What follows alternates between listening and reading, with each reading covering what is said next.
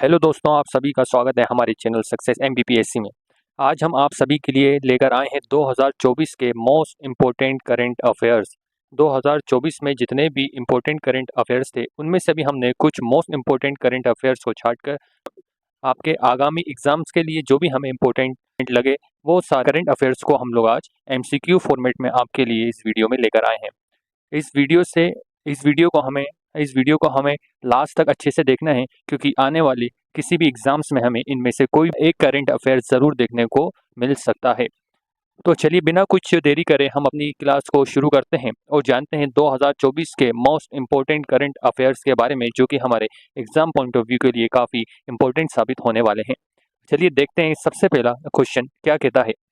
हमारा पहला क्वेश्चन कहता है कि वर्ष 2024 में ईयर 2024 में वैज्ञानिकों द्वारा दुनिया के सबसे पुराने सौर कैलेंडर की खोज कहाँ हुई है, यानी सोलार कैलेंडर की खोज कौन सी देश में की गई है। ये कैलेंडर सबसे पुराना कैलेंडर माना गया है। अगर मैं इसकी आपको हिस्ट्री बताना चाहूँ तो आज से 12,000 साल पुराना कैलेंडर इसको माना गया है कि 12,000 साल पहले के स्मारकों के ऊपर वैज्ञानिकों को 365 वी आकार के शेप इसमें देखने को मिले हैं। और ये कैलेंडर कैलेंडर यूरेशिया के एक देश यानी टर्की में पाया गया है। कहाँ पर पाया गया है, तो हमारा आंसर होगा टर्की में पाया गया है। अगर मैं इसकी थोड़ी इन्फॉर्मेशन आपको देना चाहूँ तो टर्की यूरेशिया का एक देश है जिसकी राजधानी है अंकारा।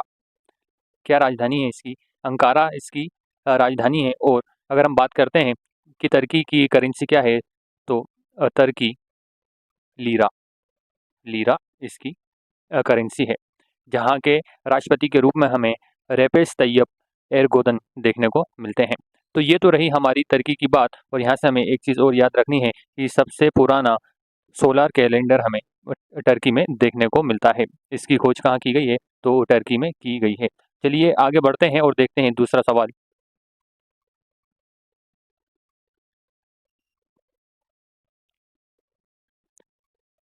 दूसरा क्वेश्चन बोलता है, scientist of which country have discovered a plastic eating fungus, यानी कौन सी कंट्री ने ऐसे फंगस की खोज की है जो कि प्लास्टिक खा सकता है।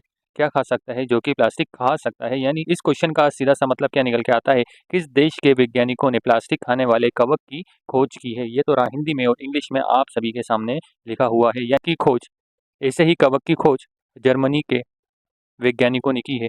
कहाँ के? जर्मनी के वैज्ञानिकों ने ऐसे फंगस की खोज की है जो कि प्लास्टिक खा सकता है। हमारा आंसर क्या हो जाएगा? जर्मनी। जर्मनी कंट्री में ऐसे कवक की खोज की गई है जो कि प्लास्टिक खा सकता है। और अगर हम जर्मनी की बात करते हैं तो ये भी हमारा यूरोप का ही एक देश है जिसकी कैपिटल हमें बर्लिन देखने को मिलती है। क्या कैपिटल देखने को मिलती है? बर्लिन कैपिटल देखने को मिलती है। और जिसकी करेंसी क्या है? यूरो। क्या करेंसी है?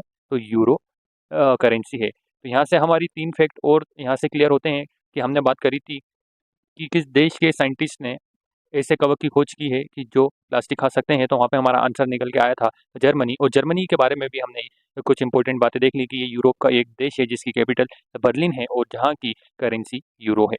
इतनी बात हमारी यहाँ से क्लियर होती है। तो चलिए आगे बढ़ते हैं और देखते हैं। नेक्स्ट क्वेश्चन ये कहता है, भारत के पूर्व तेज गेंदबाज former India fast bowler Doda Ganesh has been appointed as the head coach of the which country's cricket team, यानी भारत के पूर्व तेज गेंदबाज डोडा गणेश को किस देश की क्रिकेट टीम के मुख्य कोच के रूप में नियुक्त किया गया है। तो हमारा आंसर निकल के आता है कि डोडा गणेश को केन्या के मुख्य कोच के रूप में नियुक्त किया गया है। यहाँ से हमें क्या बात याद रखनी है, ये हमारे लिए मोस्ट इंपॉर्टेंट हो जाता है, क्योंकि डोडा गणेश भारतीय फास्ट बॉलर थे। कौन थे? इंडियन फास्ट बॉलर, जो कि रिसेंटली केन्या की क्रिकेट टीम के हेड कोच नियुक्त किए गए हैं। आगे चलते हैं, देखते हैं दूसरा सवाल। The largest floating solar project of central and north India generating 90 megawatt of electricity has been commission in Omkareshwar of which state in August 2024, अब यहाँ से क्या बात आपसे पूछी गई है कि अगस्त 2024 में किस राज्य के ओंकारेश्वर में 90 मेगावाट बिजली पैदा करने वाली मध्य और उत्तर भारत की सबसे बड़ी तैरती सौर परियोजना चालू की गई है? कौन सी परियोजना है? तो ये फ्लोटिंग सोलर प्रोजेक्ट है। ये ओमकारेश्वर किस स्टेट में आता है, क्वेश्चन में हमसे ये पूछा गया है। तो आप में से हर इंसान को शायद इसका आंसर आसानी से पता होगा कि ओमकारेश्वर मध्य प्रदेश स्टेट में हमें देखने को मिलता है। ओमकारेश्वर में 90 megawatt largest floating solar project की परियोजना चालू की गई है। इतनी बात हमें यहाँ से याद रखना है। इट इज़ मोस्ट इम्पोर्टेंट जो भी विद्यार्थी अगर मध्य प्रदेश स्टेट से बिलोंग करते हैं और मध्य प्रदेश के गवर्नमेंट एग्जाम्स की तैयारी कर रहे हैं तो ये उनके लिए बहुत इंपॉर्टेंट क्वेश्चन सामने निकल के आता है एज अ करंट अफेयर्स। आगे चलते हैं और देखते हैं नेक्स्ट क्वेश्चन क्या कहता है। The World Health Organization यानी WHO has declared which disease a global public health emergency for the second time। यानी अगर हिंदी में मैं इस सवाल को आपके सामने इंट्रोड्यूस करूं तो WHO जिसको हिंदी में विश्व स्वास्थ्य संगठन कहा जाता है उसने दूसरी बार किस बीमारी को वैज्ञानिक सार्वजनिक स्वास्थ्य आपातकाल घोषित किया है, यानी ये global public health emergency declare किया है। ये ऐसी कौन सी बीमारी है, ये सवाल आपसे पूछा गया है। तो WHO ने एमपोक्स को second global public health emergency disease घोषित किया है। क्या याद हमें रखना है? एमपोक्स हमें याद रखना है option number A. Option number A इसका करेक्ट आंसर हो जाता है। Ram Narayan Agarwal, known as the father of Agni missiles, has passed away at the age of 84 in August 2024. In which year was he awarded the Padma Bhushan? Question को हमें यहाँ से समझना होगा कि बात किसकी की जा रही है। बात हो रही है राम नारायण अग्रवाल की, जिनको फादर ऑफ अग्नि मिसाइल्स भी कहा जाता था, जिनका हाल ही में 84 साल की एज में निधन हुआ है। इनको किस ईयर में पद्म भूषण अवार्ड से नवाजा गया था? इतना सा ये हमारे लिए सवाल सामने निकल के आता है। तो ईयर 2000 में राम नारायण अग्रवाल जी को पद्म भूषण से नवाजा गया था। तो ऑप्शन नंबर ए हमारा करेक्ट आंसर हो जाता है। और ये पिक्चर रही राम नारायण अग्रवाल जी की, जिनको फादर ऑफ अग्नि मिसाइल्स कहा जाता है। यहाँ से हमारे दो फैक्ट क्लियर होते हैं कि राम नारायण अग्रवाल को फादर ऑफ अग्नि मिसाइल्स कहा जाता है एक, और दूसरा कि इनको 2000 में पद्म भूषण भी मिल चुका है और अगस्त 2024 में एट द एज ऑफ 84 इनका निधन हो चुका है। आगे चलते हैं और बात करते हैं अब where will the 27th National Congress on e-governance assembly be held? तो हमारा आंसर यहाँ से निकल के आता है ऑप्शन नंबर बी यानी महाराष्ट्र, मुंबई।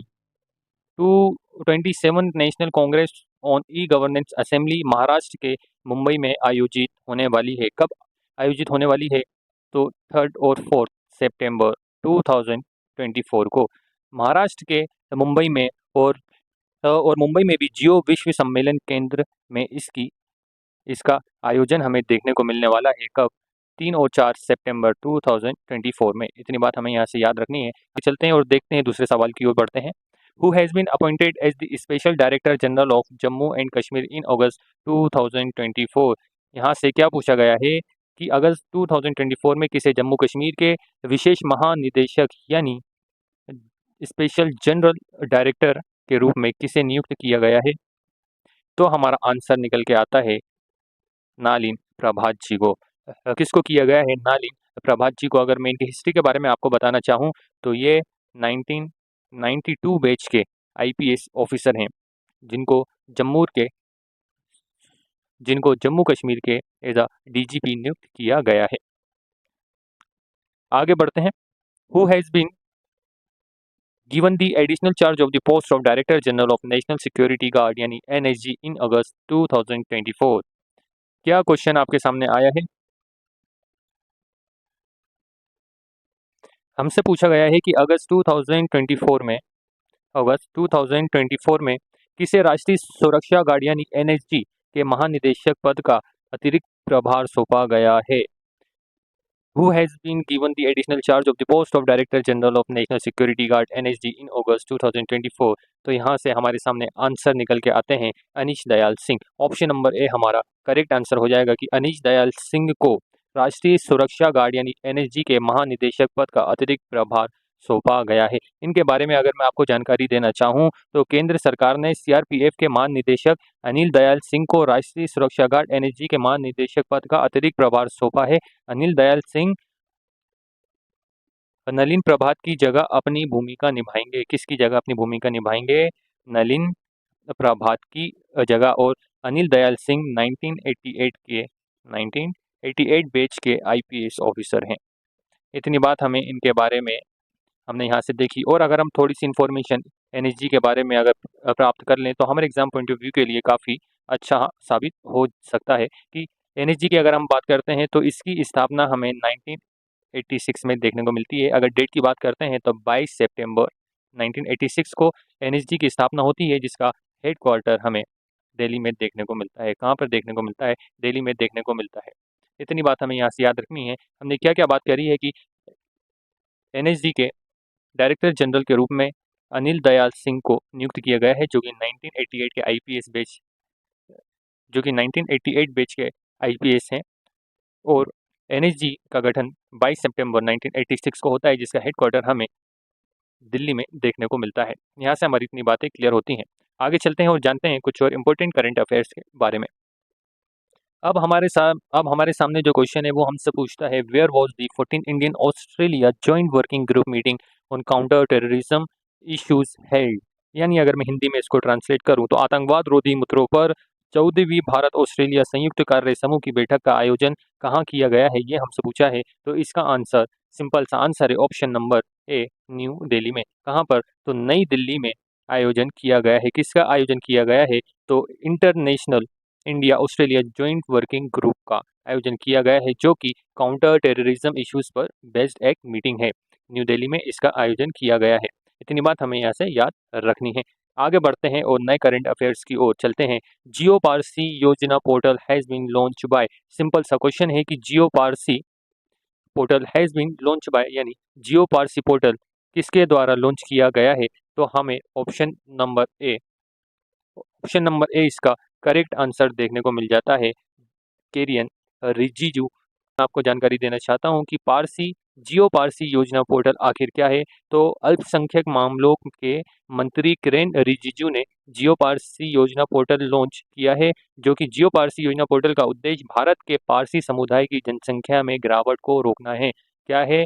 भारतीय पारसी समुदाय की जनसंख्या के गिरावट को रोकने का इसका उद्देश्य है, जिसकी वजह से अल्पसंख्यक मामलों के मंत्री किरेन रिजिजू ने जियो पारसी योजना पोर्टल लॉन्च किया है। इतनी बात हमें यहाँ से याद रखनी है। चलिए आगे बढ़ते हैं। ये क्वेश्चन तो रिपीट हो गया। हाँ, अब हम बात करते हैं India and which country have collaborate to set up a new water technology centre at IIT Madras.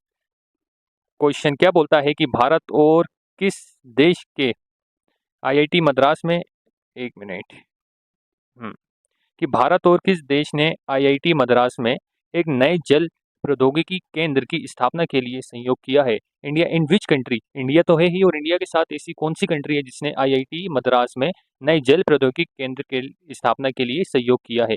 एक इंडिया हो गई और दूसरी हमें ऐसी ही कंट्री का नाम बताना है जो कि इंडिया के साथ मिलकर आईआईटी मद्रास में न्यू वाटर टेक्नोलॉजी सेंटर के लिए कोलिब्रेट किया है। तो उस कंट्री का नाम है इजराइल। क्या नाम है? ऑप्शन नंबर डी हमारा करेक्ट आंसर हो जाएगा, इजराइल। इस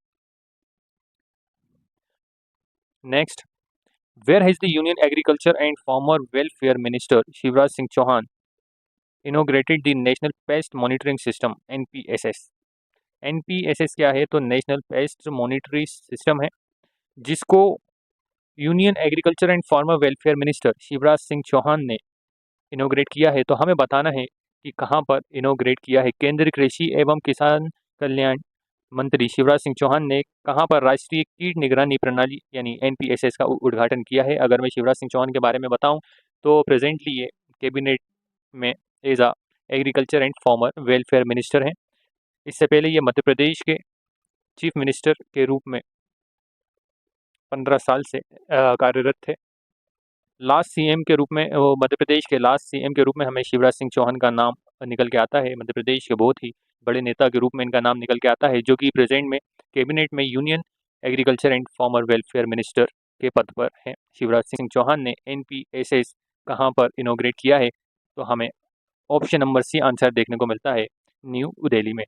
कहाँ पर? न्यू दिल्ली में। इतनी चीज़ हमें यहाँ से याद रखनी है। ऑप्शन में वैसे मध्य प्रदेश नहीं दिया गया है, नहीं तो कुछ मध्य प्रदेश के बच्चे शिवराज सिंह चौहान जी का नाम सुन के मध्य प्रदेश को ही आंसर मान लेते, पर यहाँ पे हमें याद रखना है कहाँ पर इनोग्रेट किया है, तो न्यू दिल्ली के अंदर शिवराज सिंह चौहान ने एनपीएसएस को इनोग्रेट किया है, जो कि नेशनल पेस्ट मॉनिटरी सिस्टम कहा जाता है जिसको। ठीक है, इतनी बात यहाँ से समझ में आती है। आगे चलते हैं। अब हमें बात करनी है भारत के 10वें प्रधानमंत्री। किसकी बात करनी है हमें? भारत के 10th प्राइम मिनिस्टर, जो कि अटल बिहारी वाजपेयी साहब थे। तो हमें इनके बारे में क्या क्वेश्चन देखने को मिलता है?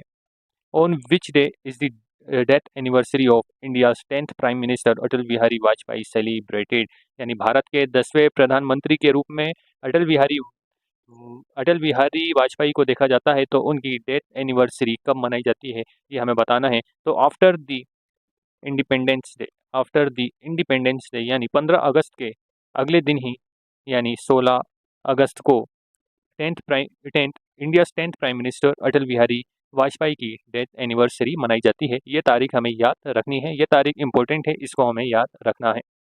अटल बिहारी वाजपेयी जी का नाम बहुत इंपॉर्टेंट सामने निकल के आता है। यहाँ से एक चीज़ तो मैंने आपको बताई कि 16 अगस्त को अटल बिहारी वाजपेयी जी की डेथ एनिवर्सरी मनाई जाती है, जो कि इंडिया के 10वें प्राइम मिनिस्टर रह चुके हैं। अटल बिहारी वाजपेयी का नाम इतना इंपॉर्टेंट क्यों सामने निकल के आता है? क्योंकि इनके नाम से भारत का तीसरा सबसे लंबा केबल स्टेट पुल भी बनाया गया है, जिसको अटल सेतु कहा जाता है। क्या कहा जाता है? अटल सेतु कहा जाता है। और इन्हीं के सम्मान में इन्हीं के नाम पे अटल सुरंग, अटल सेतु, अटल नगर और सुशासन दिवस भी मनाया जाता है। इतने सारे इम्पोर्टेंट फैक्ट इनके बारे में निकल के आते हैं, तो ये बहुत ही बड़े नाम हमारे भारत के लिए as a 10th prime minister Atal Bihari Vajpayee साहब का निकल के आता है, जो 25 दिसंबर को मनाया जाता है, जिसको हम सुशासन दिवस बोलते हैं। ये अटल बिहारी वाजपेयी जी के जन्म दिवस के रूप में मनाया जाता है, यानी उनके जन्मदिन के अवसर पर सुशासन दिवस मनाया जाता है कब? 25 दिसंबर को। और 16 अगस्त को अटल बिहारी वाजपेयी जी की डेथ एनिवर्सरी के रूप में सेलिब्रेट किया जाता है, जो कि भारत के 10वें प्राइम मिनिस्टर रह चुके हैं। इतनी बात आप सभी को समझ में आई हो तो आगे चलते हैं। आज की क्लास के लिए इतना ही काफ़ी है। तो ये थे आपके लिए कुछ मोस्ट इंपॉर्टेंट करंट अफेयर। यहाँ से हमने करंट अफेयर्स के साथ कुछ स्टैटिक जानकारी भी हासिल करी है। ये सारे करंट अफेयर्स आने वाले एग्जाम्स के लिए बहुत इंपॉर्टेंट साबित हो सकते हैं, और ऐसे ही कुछ और स्टैटिक जीके और करंट अफेयर्स हम लोग अगली कुछ नेक्स्ट वीडियो में लेकर आने वाले हैं, जो कि स्पोर्ट्स से रिलेटेड होने वाली है और 2024 के प्राइज एंड अवार्ड्स से रिलेटेड होने वाली है। तो ये सारे इंपॉर्टेंट करंट अफेयर्स को हम अपनी नेक्स्ट कुछ वीडियो में बहुत जल्द ही आप सभी के लिए लेकर आने वाले हैं। अगर ये हमारी वीडियो आप सभी लोगों को पसंद आई हो तो हमारे चैनल को सब्सक्राइब करे बिना यहाँ से ना जाएं, और इस वीडियो को लाइक कर दें और अपने दोस्तों तक भी इस वीडियो को शेयर कर दें। तो चलिए मिलते हैं आपसे ऐसे ही इंपॉर्टेंट करंट अफेयर्स और स्टैटिक जीके के साथ हमारी नेक्स्ट वीडियो में।